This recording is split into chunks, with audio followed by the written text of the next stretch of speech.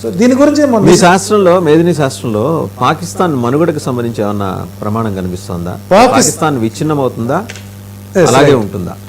పాకిస్తాన్కి సంబంధించినటువంటి అంశాలు నేను తీసుకున్నాను. దాని గురించి కూడా ఆసిఫ్ మునీర్ కనీసం ఇప్పుడు మన పహల్గామ్ పాకిస్తాన్ ఇండియా యుద్ధం జరిగినప్పుడు ఇమ్రాన్ ఖాన్ని విడుదల చేయడానికి ఎందుకు ప్రయత్నాలు చేయలేదు అర్థం కాలేదు.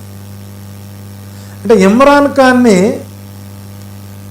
అలా జైల్లో ఉంచి రాజ్యాంగ విరుద్ధంగా ఆసిఫ్ మునీర్ పాకిస్తాన్లో తన స్థాయిని పెంచుకున్నాడు. అంటే ఇక్కడ దీని అర్థం ఏంటంటే ఆసిఫ్ మునీర్ అక్కడ మళ్ళీ సైనిక పాలన వైపు,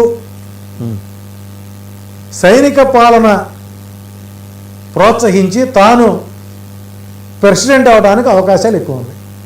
అక్కడ ప్రెసిడెంట్ అవుతాడు. నేను అడిగింది ఏంటంటే పాకిస్తాన్ డిసింటిగ్రేట్ అవుతుందా, ముక్కలు అవుతుందా అని అడుగుతున్నాను. 100% బలూచిస్తాన్ బలపడుతుంది. బలూచిస్తాన్ స్వతంత్ర దేశం కూడా ప్రకటించుకున్నారు, ఇంకాస్త బలపడుతుంది వాళ్ళు. అంటే మిగిలిన 3 ప్రావిన్స్లు అప్పుడు సింధ్, పంజాబ్ అండ్ ఖైబర్ పఖ్తూన్ఖ్వా. పాకిస్తాన్ ఆర్థికంగా, మానసికంగా ప్రపంచంలో ఒంటరి రాష్ట్రం అయ్యే అవకాశం ఎక్కువగా ఉంది. రైట్. అండ్ ఇంకోటి, ఇప్పుడు ఉగ్రవాద క్యాంపులు 9 మనం ధ్వంసం చేసాం, ఇంకా 12 ఉన్నాయి.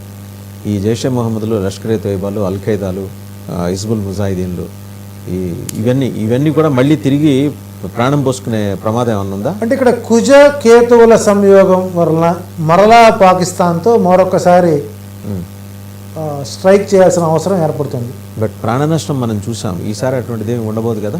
కేవలం ఉగ్రవాదులనే దాడి. మనం భారతీయులం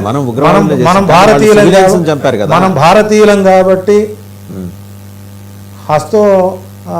భారతీయులం కాబట్టి మనలో ఉండేటువంటి ధర్మ, దైన్య, దైవ గుణాలు అవతల దేశం మనకు నష్టం చేసినా కూడా అక్కడి ప్రజానీకానికి ఇబ్బంది కలగకుండా ఏకలవ్యుడి యొక్క దృష్టితో వాళ్ళ శిబిరాలు ఎలాగైతే హతం చేశారో భవిష్యత్తులో కూడా జూలై 22 తారీఖులోగా మరొకసారి ఉద్రిక్త వాతావరణంలో కొన్ని మనం వాళ్ళు రెచ్చగొడితే మనం అటాక్ సహజంగా ఇప్పుడు మనం జరిగింది కూడా అది రెచ్చగొట్టిన తర్వాత జరిగిన ప్రక్రియే. Very true.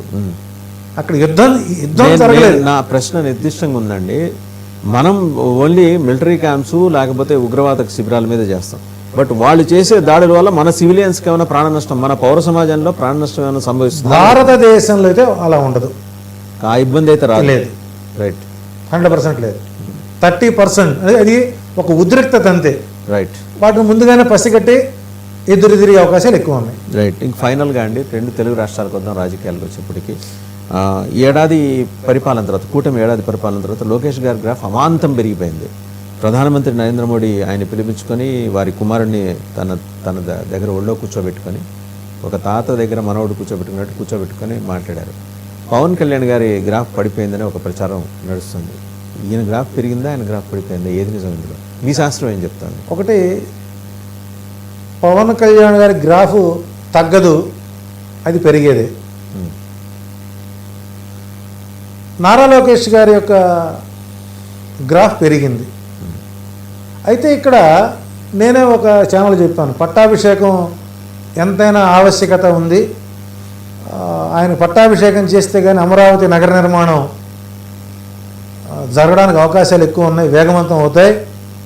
సో నవంబర్ లోపు ఆ పని చేస్తే బాగుంటుంది, కొత్త సంవత్సరం లోపు అని చెప్పాం. సో నవంబర్ లోపల ఏపీ సీఎంగా లోకేష్ క్వశ్చన్ మార్క్ చేస్తే బాగుంటుంది. కానీ ఇంకొక కోణం ఆలోచించాను. 175 నియోజకవర్గాల్లో మినీ మహానాడు జరిపారు తెలుగుదేశం పార్టీ వాళ్ళు. 175 నియోజకవర్గాల నుంచి కూడాను వర్కింగ్ ప్రెసిడెంట్గా నారా లోకేష్ని నియమించాలని ఏకాభిప్రాయం పంపించినా కూడా ఆయన దాన్ని అంగీకరించలేదు. అంటే 2029లో కూడా చంద్రబాబు నాయుడు గారిని ముఖ్యమంత్రిగా ఆయన ఉండటానికి, ముఖ్యమంత్రిగా చూడాలనేటువంటి ఆలోచన ఉన్నదేమో అన్న భావన కలుగుతుంది. రైట్. సో అనుభవం కోసం కావచ్చు. సో లోకేష్ గారు ఈ నవంబర్ లోపల ఛాన్స్ మిస్ అయితే మళ్ళీ అవకాశం ఆయనకి ఎప్పుడు వస్తుంది? 2029లో వస్తుంది. 2029 కూడా చంద్రబాబు గారికి అవకాశం ఉందని అంటే ఇక్కడ అతని జాతకం ప్రకారం సందిగ్ధ వాతావరణం అది. ఎందుకంటే చంద్రబాబు నాయుడు గారి జాతకంలో 3, 6 స్థానాలు బుధ సంబంధమైనటువంటి గ్రహయోగాలు ఉన్నాయి. అందులో అమరావతి, అది బౌద్ధుడు తిరిగినటువంటి బౌద్ధ క్షేత్రాలు, ఆయన చేతకాని సరిపోవటం లేదు. ఈయనకైతే కనీసం